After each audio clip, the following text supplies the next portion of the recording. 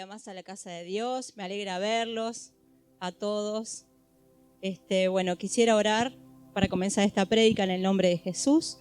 Padre, en esta hora, Señor, en el nombre poderoso de Jesús, te pongo esta palabra en tus manos, Señor. Te pido que seas tú, Señor, hablando a través de mi boca. Te pido que seas tú pasando un carbón encendido, Padre, y que sea tu palabra, Señor.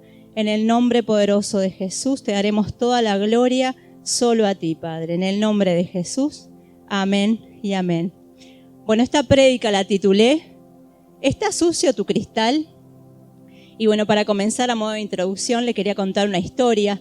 Este era un matrimonio, vamos a decir que era un matrimonio jubilado, porque tenía todos los días la costumbre de sentarse en el sillón de su casa que daba al ventanal de la vecina. Entonces todos los días la vecina salía y tendía su ropa. Entonces la señora le dice al marido: ¿viste? Mira qué mugre tiene la ropa de la vecina. No hay nadie que le diga que está sucia esa ropa. Pero mirá, bueno, va a tener que cambiar de jabón. Esto no puede ser. Bueno, entonces el suceso se repetía cada 2 o 3 días. Y ahí estaba la mujer preocupada. Y el marido la miraba y no le decía nada. Pero ella estaba preocupada. ¡Qué mugre! Mirá esas sábanas, qué mugre que tienen. No lo puedo creer.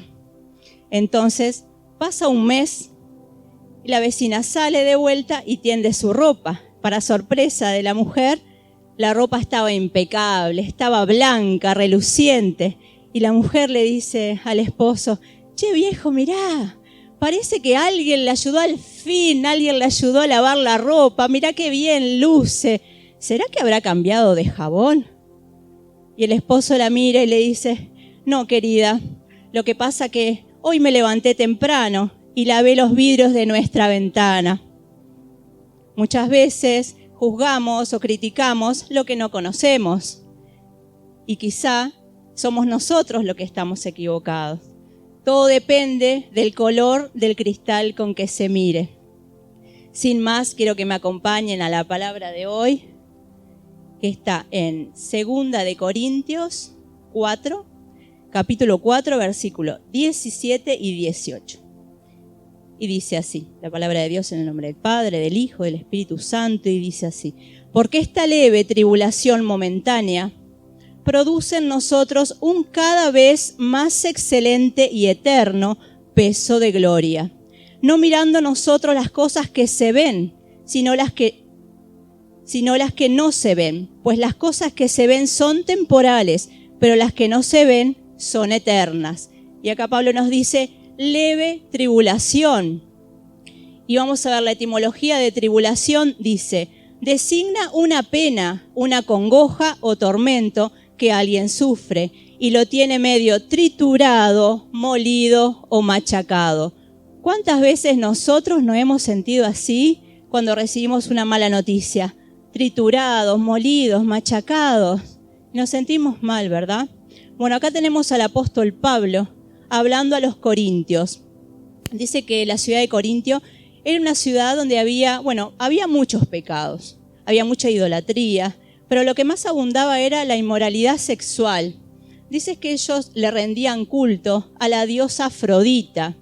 Dice que tenían un gran templo donde rendían culto a ella, pero no, era la diosa del amor, pero no del amor, vamos a decir, romántico, sino del amor eros, del amor sexual. Entonces lo que había, tenían relaciones ahí mismo en la calle. Dice que había muchas prostitutas que trabajaban en ese templo y luego salían ahí a conquistar a los mercaderes, porque en la ciudad de ahí había puertos. Y acá tenemos a Pablo. Dice que le escribe en el año 57, escribe esta carta y dice que la escribe llorando, dice la Biblia. Dice la escribe con muchas lágrimas, le escribe a los corintios. ¿Pero por qué? Dice: no les escribo para que estén tristes, sino para que sepan el amor que les tengo. Pablo los amaba sus almas, como Dios que nos ama. No ama nuestro pecado, pero ama nuestra alma. Entonces Pablo les escribe con amor. Dice, pero para que Pablo le escribiera con amor, tuvo que haber una conversión en él. Sabemos que Pablo en principio no conocía de Dios, era Saulo de Tarso. dice que él perseguía a los cristianos, dice que los arrastraba para llevarlos presos. Y él era probado, le daban los principales de la sinagoga, firmaban esas cartas, le daban permiso para que él lo hiciera. Él recién, toda esa historia la podemos leer, la conversión de Pablo en Hechos 9. Y dice que él iba rumbo a Damasco. Y él ya iba a perseguir, iba con la mente fija de perseguir a los del camino. Dice que los primeros cristianos le decían los del camino. Y él iba con esa mente fija, iba en el caballo y dice que una luz resplandeciente vino y lo tiró al piso. Ese fue el encuentro con Dios que tuvo. De ahí él enseguida comenzó a predicar la palabra. Él no perdió el tiempo, tuvo una conversión genuina. Por eso les habla con amor a los corintios. ¿Será que nosotros nos hemos convertido realmente y predicamos con ese amor que tenía Pablo, con esa pasión que tenía Pablo? ¿O necesitamos tal vez que Dios nos tire del caballo para poder estar convencidos y saber en quién creemos? Les cuento que Dios me dio esta palabra a fines de marzo, cuando me tocó atravesar por el COVID. Gracias a Dios soy una sobreviviente y lo puedo contar. Y me volvió a confirmar esta palabra en esta situación que estoy viviendo ahora. Les cuento que más o menos, no hace un mes todavía, mi pierna se empezó a hinchar a raíz de una varice que tengo, se empezó a hinchar, empezaron a formar coágulos, la pierna quedó roja, le dio mucha fiebre. Bueno, voy al médico, los médicos me mandan antibióticos por primera vez. Al cabo de 4 días la pierna empeoró, no me hicieron efecto los medicamentos y ahí vuelvo a ir a emergencias, salgo de trabajar y me paso 8 o 9 horas en la emergencia esperando mi diagnóstico. Bueno, cuando los médicos después de me hicieron un ecodoppler, me hicieron varios estudios, me sacaron sangre, ahí vieron que estaba atravesando por una trombosis. Mi pierna izquierda estaba pasando por una trombosis. Y fue difícil. Cuando el médico me dio esa noticia, mi espíritu se entristeció dentro mío. ¿Cómo es? ¿Cómo reaccionamos cuando tenemos una mala noticia, cuando nos dan una mala noticia? Es un choque emocional y no podemos creer lo que nos están diciendo. El médico me decía, bueno, señora, usted por un mes no va a poder trabajar. ¿Y cómo? Digo yo, no puede ser. ¿Cómo que no voy a trabajar? No, doctor, yo necesito trabajar. A mí me deja. No, señora, usted va a estar quietita en su casa con la pierna para arriba, va a ir al baño y ahí va a volver a su cama. Ay, no puede ser, decía yo. ¿Por qué? Y ahí empezamos a preguntar a Dios, ¿por qué? ¿Por qué me pasan estas cosas? ¿Y por qué? Y muchas veces lo juzgamos a Dios. ¿No les pasa, hermano? Me pasa solo a mí. ¿Verdad que sí? Y empezamos a preguntar por qué. Y ahí estudiando la palabra, leyendo un poco, unos capítulos antes ahí en Corintios, podía entender por qué. Y dice así en las aflicciones de Pablo, en 2 Corintios 1, 3. Dice, bendito sea el Dios y Padre de nuestro Señor Jesucristo, Padre de misericordias y Dios de toda consolación, el cual nos consuela en todas nuestras tribulaciones, para que podamos también nosotros consolar a los que están en cualquier tribulación, por medio de la consolación con que nosotros somos consolados por Dios. Y ahí tuve la respuesta y ahí pude decir, en vez de por qué, ¿para qué? ¿Qué propósito tenía Dios con esto? Y lo entendí. Dice que cuando pasamos por tribulación, Dios nos consuela, para que después nosotros somos consolados y podamos consolar a otros que están pasando por diferentes tribulaciones. Y eso me dejó una enseñanza y no juzgué más. Dije, gloria a Dios por esta enfermedad, gloria a Dios por lo que estoy pasando, por esta tribulación, por esta tristeza, porque no es fácil pasar cada día, pero ahí pude entender lo que Dios estaba queriendo hacer conmigo. Qué importante, ¿no? Dice la palabra que seremos bendecidos y seremos de bendición para otros, ¿verdad? Y podemos consolar a todos aquellos que vengan a nosotros. Es tan importante eso. Bueno, dice que Pablo pasó por muchas tribulaciones. Este apóstol pasó por naufragios, pasó por cárceles, pasó por azotes, lo apedrearon hasta dejarlo un poco muerto, dice la palabra, y resulta que después de un naufragio llegan a la isla de Malta. Y dice que ahí en la isla de Malta los habitantes, dice que hacía mucho frío. Entonces los habitantes del lugar empiezan a prender una fogata ahí. Y Pablo ayuda a poner los palitos ahí y dice que en medio del fuego salta una serpiente y se le prende en la mano a Pablo. Y dice que todos los habitantes del lugar, ahí en vez de ayudarlo, se alejaron, lo dejaron solo, miraban de lejos, porque sabía que la mordida de esa serpiente era letal, porque ya había pasado ahí mismo, que empezaban a ver cuando ella atacaba, que los ojos empezaban a desorbitar, dice que después le empezaba a faltar el aire, y bueno, y ahí la persona quedaba muerta. No daba tiempo a llevarla, a asistirlo ni nada. Entonces, los que estaban ahí decían, lo miraban lo más de lejos y decían, bueno, este seguramente es un homicida, dice. Dice, este hombre debe ser un asesino, le dice la versión actual, lenguaje actual, porque aunque se salvó de morir ahogado en el mar, la diosa de la justicia no lo deja vivir por la serpiente. Entonces estaban todos ahí esperando que él muera, esperando su reacción. Y dice que se cansaron de esperar. Como se cansaron de esperar, la víbora no le hizo nada. El Señor lo protegió. Dice que Pablo agarró la serpiente y la volvió a tirar al fuego y ahí no salió. Y ahí se cumple la palabra, ¿no? Hollará serpientes y escorpiones, dice la palabra. Gloria a Dios. Y ahí quedaron atónitos. Entonces, como no se murió, dice, bueno, lo más probable es que este es un Dios. Cambiaron su versión. Al ser, este es un homicida, un asesino, y ahora como seguía vivo, este es un Dios.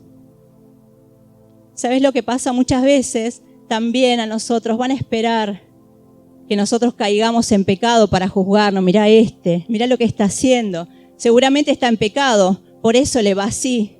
Pero se pueden tranquilamente, si tenemos a Dios y sabemos en quién creemos y en quién confiamos, se pueden sentar tranquilamente, que no nos va a pasar nada porque el Señor nos protege, el Señor nos cuida. Nos van a juzgar, sí, por supuesto. Dice que a Pablo lo trataron de loco. Dice que lo trataron de lunático. En una ocasión, dice, este hombre es una plaga, le dijeron. Dice, este es un Dios, un trastornador. Dice que le decían, este es un trastornador de mundos, anda trastornando los mundos con el Jesús que predica. Un homicida. Bueno, lo calificaban de muchas cosas, así como nosotros, ¿no? Que muchas veces por ser cristiano nos juzgan, nos critican, pero a nosotros no nos tiene que importar. Nosotros tenemos que seguir defendiendo, sabemos en qué Dios creemos, sabemos a quién servimos y tenemos que estar seguros de eso. Después le cuento la segunda parte de la ida al médico. Bueno, cuando el médico me dice, bueno, vas a estar un mes sin trabajar. Bueno, y ahí me dice la doctora, era una doctora. Bueno, dice, esto es para mujeres valientes. Bueno, ahí yo la empiezo a mirar. ¿Qué me va a decir la doctora? Porque durante un mes vas a tener, y mis ojos se iban desorbitando. ¿Se acuerdan de aquella película de La Máscara que se le salían los ojos y se le caía la mandíbula? Bueno, así estaba yo. Dice, durante un mes vas a tener que pincharte con unos inyectables, pincharte la panza con unos anticoagulantes. Ay, yo decía, ay no, mamá, que no me gustan las agujas. Durante un mes. Bueno, está bien, doctora. Y vas a quedarte quietita en tu casa, haciendo lo mínimo posible. Come sin azúcar, come sin sal. Sí, doctora, está bien. Y bueno, y ahí me tenías que ver todos los días, todas las mañanas, abriendo esa agujita muy despacito, sacando la tapita y ahí pinchando. Ay, mamá, decía yo con un ojo abierto, todo cerrado. Mamá, no quiero pincharme más, me duele. Me imagino la cara de Dios ahí mirándome. Natalia, por favor, vamos, sos grande. Y ahí estaba cada día, hasta que una mañana Dios me ministraba y me llevaba directamente a la cruz, mostrándome esos clavos enormes que traspasaban sus manos, esos clavos enormes que traspasaban su cuerpo. Y ahí mi dolor quedó insignificante. Nosotros cuando recordamos el dolor que Él padeció por nosotros en la cruz, nuestro dolor se vuelve insignificante. ¿Qué era esa agujita pinchándome todos los días en comparación de lo que Él hizo por nosotros en la cruz? Por amor, lo hizo por amor a vos, lo hizo por amor a mí. Y no se quejó. Dijo que no dijo ni una sola palabra, dicen. Dice que no habló. Y yo quejándome, le dije, perdóname, Señor. Perdóname por haberme quejado tanto de este dolor, que realmente no era nada. Y bueno, dice que otra situación que Pablo y Silas predicando ahí en Filipos, dice que los llevan preso a los dos. Dice que los azotaron mucho. Dice que los látigos que usaban antes, en las puntas tenían como puntas filosas, como huesos. Entonces cada vez que los azotaban, los flagelaban con eso. Dice que la carne se desgarraba. Entonces los llevaron a la cárcel de más adentro, allá al oscuro, bien oscuro. Allá estaban Pablo y Silas. Dice que le mandaron al carcelero que le pusieran los cepos. Los cepos quedaban inmóviles, le ponían en los pies trancados y ellos no se podían mover. Imagínese esa situación ahí al oscuro. Imagínese. Dice que las ratas venían y comían de su carne, de sus lastimaduras. Imagínense qué horror. Y bueno, dice que en el medio de la noche, Pablo y Silas empezaron a cantar himnos. Cierre sus ojos por un momento, imagínense esa situación, empezaron a cantar, imagínense el poderoso de Israel, ahí estaba Pablo y Silas, el poderoso de Israel. Dice que los cimientos de la cárcel empezaron a temblar y vino un gran terremoto. Dice que estaban ahí los presos, estaban escuchando sus canciones. Y dice que sobrevino un gran terremoto, dice que las cadenas se rompieron y las puertas fueron abiertas y todos quedaron libres. Entonces cuando aparece ahí el carcelero y ve toda esa situación, se quería matar.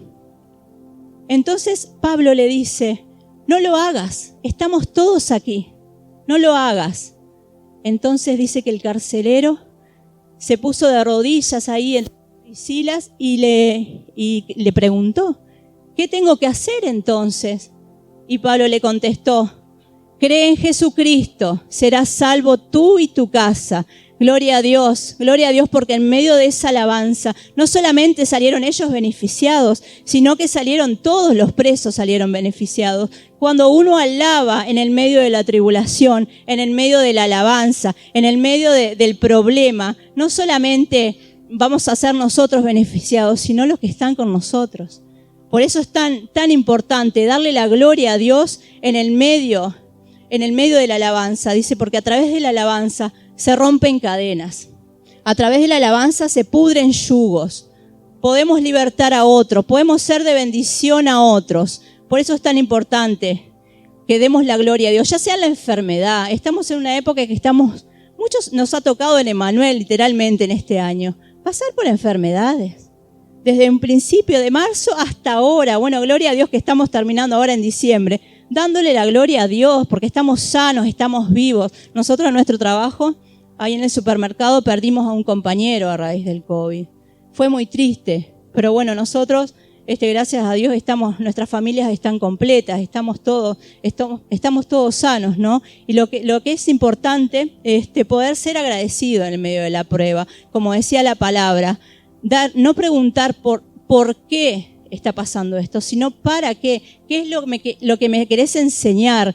Pablo, a raíz de todos sus viajes, de sus naufragios, dice que él aprendía. Él al principio cuando perseguía a los cristianos, lo hacía con violencia, no le importaba, pero después había visto un cambio rotundo en su vida y él los trataba con amor. Cuando un Pablo ya viejito los trataba con amor, los decía, hijitos míos, y él amaba tanto su alma que quería que se salvaran. Y realmente, cuando nosotros amamos las almas, amamos ganar almas, no nos importa la cosa que está haciendo las personas, no nos importa su falla, su pecado, sino que nos enfocamos en ganar almas para Cristo. Dice que Pablo era un apasionado. Dice que él donde iba, él discutía teología con todos. Él no le importaba, él defendía el Evangelio, defendía a Jesucristo. Él dice que tenía muchos estudios, dice que sabía muchos idiomas. Dios lo había capacitado para hacer sus viajes misioneros. Dice que la mayoría de los viajes los hacía caminando y sustentaba sus viajes porque él hacía tiendas, así como carpas, y vendía, y las hacía con esta tela de cabra. y se sustentaba sus viajes también. Imagínense lo que debía hacer, pagar cada viaje, ¿no? En aquella época no era fácil. Y bueno, Pablo pasó por todas esas tribulaciones, y él aún decía, esta leve tribulación momentánea. Él no se enfocaba en el problema, él se enfocaba en Cristo. Su dolor no importaba. Por todo lo que pasó, no importaba su dolor. Él seguía adelante, él seguía avanzando porque sabía en quién había creído, sabía quién era Dios. Él desde un principio, cuando se cayó de ese caballo, cuando Dios le dice, Saulo, ¿por qué me persigues? ¿Qué quieres, Señor? Dice él. Él ya sabía que era Dios el que lo estaba llamando cuando le dice, ¿qué quieres, Señor? Y el Señor le contesta, dura cosa te es dar coces contra el aguijón.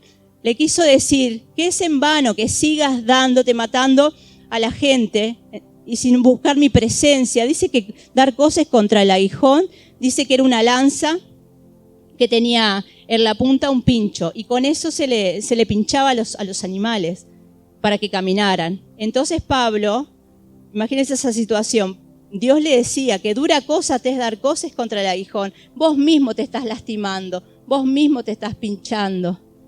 Entonces Pablo entendió y enseguida empezó a predicar, era un apasionado. ¿Estamos siendo nosotros apasionados en ganar almas? ¿Estamos siendo nosotros como era Pablo, con ese carácter que no le importaba pelearse con la gente? No te digo que vayas ahora y salgas a pelearte con todo el mundo. No es así. Pero él discutía, sabía que tenía la razón, porque predicaba el Dios que había conocido genuinamente. Él había tenido un encuentro genuino con Dios. Y bueno, dice que Pablo, después de predicar y todos sus viajes que hizo, él muere decapitado. Pero él dejó todo en la cancha, él dejó todo por seguir a Cristo. Que nosotros tengamos ese carácter, que nosotros seamos esos apasionados, sin importar por las pruebas que estemos pasando. Yo no sé qué prueba estarás pasando hoy. Yo no sé qué tribulación, tal vez estés sin trabajo, tal vez tengas problemas en tu familia, tal vez te estés pasando por una enfermedad. Pero Dios viene a decirnos hoy que sigamos adelante, que es pasajero, que la tribulación es momentánea, que nada se compara a estar en su presencia. Dice que no debemos enfocarnos en las cosas que se ven. ¿Qué son las cosas que se ven? Son los problemas que vivimos a diario. Ahí está la falta de dinero, las peleas con el esposo, con la esposa, la plata no alcanza. Esos son los problemas que vemos a diario, las cosas que se ven, las enfermedades. Todas las circunstancias adversas que vivimos cada día, eso es lo que se ve. Y Dios nos dice, no te enfoques en eso, enfócate en mí, enfócate en la cruz, mírame a mí. Dice, porque eso es lo que vale la pena. Enfocarnos en las cosas de Dios, enfocarnos en servirnos, enfocarnos en capacitarnos para poder servirle a Dios con excelencia, en venir, estudiar, querer saber más de la palabra. ¿Para qué? Para poder enseñarle a otros también lo que hemos aprendido. Y acá en Emmanuel tenemos la oportunidad de hacerlo. Esas son las cosas que se ven. Las cosas que se ven no son importantes, dice el Señor. Pero sí estar en mi presencia. Luchemos por estar en la presencia de Dios el día de mañana. Pablo decía que es necesario que a través de muchas tribulaciones entremos al reino de Dios. Ahora estamos pasando por una tribulación. Sabemos que de acá a poquito se va a terminar esta tribulación, pero va a venir otra. Y después de esa, después va a venir otra. No es por desanimarnos, sino porque esa es la vida del cristiano. Vamos de tribulación en tribulación, pero también vamos de gloria en gloria y de victoria en victoria. Si tenemos al Señor de nuestro lado, si confiamos en Él, si creemos en Él, si dejamos nuestras cargas a los pies de Cristo. Yo miraba la cruz y mi dolor era insignificante.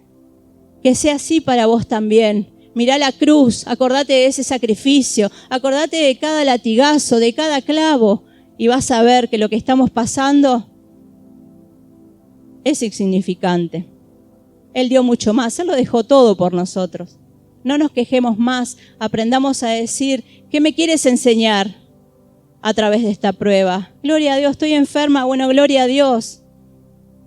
Gloria a Dios, no puedo trabajar por un mes, ahora me extendieron un mes más, son 2 meses que no voy a trabajar. Y bueno, gloria a Dios, no es porque no quiera trabajar, ojo, que no se confunda. Pero voy a tener a través de esta prueba más tiempo para orar. Voy a tener más tiempo para venir a congregarme. Voy a tener más tiempo de calidad con mis hermanos. Voy a orar más. Voy a ayunar más. Porque antes no tenía ese tiempo mientras trabajaba tantas horas. Y ahora lo tengo. Gloria a Dios. Gloria a Dios por la prueba. Y que te pase a vos también. Que puedas decir cada vez que venga tu prueba, gloria a Dios. No tengo trabajo. Bueno, gloria a Dios. Por algo tú estás permitiendo. Mi familia están peleados. Bueno, gloria a Dios, porque sé que Dios me va a usar para llevarles palabra de aliento, porque sabemos que creemos en el Dios de la restauración, en el Dios que restaura las familias. Sabemos y creemos en el Dios de la consolación. Él nos consuela y podamos consolar a otros. Gloria a Dios por la prueba. Gloria a Dios.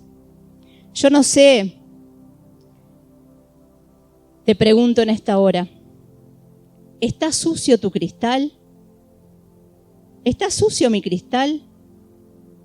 Como la vecina que veía todo sucio y en realidad era ella que tenía que limpiar ese cristal y cambiar la manera de ver las cosas. Cambiemos nuestra manera de ver las cosas. En vez de verlo con tristeza, con angustia, que podamos verlo con fe, con esperanza en nuestros problemas. ¿Le estamos dando más importancia a la prueba que a nuestro llamado? Sabiendo que la prueba es temporal, la tribulación es pasajera, pero el llamado es irrevocable. El llamado es irrevocable y si Dios te llamó, tenés que ser obediente a tu llamado. Porque si tú no lo querés, Él va a buscar a otro y va a ejercer ese llamado en otro y va a usar a otro. Nosotros tenemos que decir sí al llamado. Dios te llamó. ¿A qué te está llamando el Señor? A servir. Bueno, prepárate, capacitate. Si Dios te dio un llamado, Él te va a capacitar para hacerlo. Pero debemos ser obedientes. No demos más importancia a la prueba que a la tribulación. ¿Qué tribulación estás pasando hoy? Yo no la conozco, pero sé que Dios la conoce. Dios conoce tu tristeza. Dios conoce tus lágrimas. Él está ahí cuando llorás. Él está ahí cuando de noche no te podés dormir orando y pensando, ¿cómo voy a hacer mañana para traer la comida a la mesa?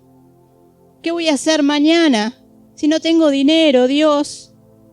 ¿Qué voy a hacer mañana, Dios mío, si he perdido un familiar? ¿Cómo sigo ahora? Pero déjame decirte que Dios está ahí en cada situación que estás pasando, en cada tristeza, en cada soledad. Él está ahí. Que en el medio de la prueba podamos alabar a Dios. Que en el medio de la prueba, así como Pablo y Silas, podamos darle la gloria a Dios sin importar. Ellos estaban ahí inmóviles y sin embargo estaban ahí cantando con fervor. Cantando con fervor y dice que las cadenas se rompieron, las puertas se abrieron. Que puedas alabar en medio de la prueba, para que esa puerta que tanto anhelás que se abra, Dios la pueda abrir. Para que Dios te dé nuevas oportunidades, donde sea que tú le estés pidiendo a Dios. Pero para eso tenemos que confiar y tenemos que darle la gloria a Dios en medio de las tribulaciones. Quiero animarte en esta hora. Quiero animarte a dejarle todas las cargas a Dios.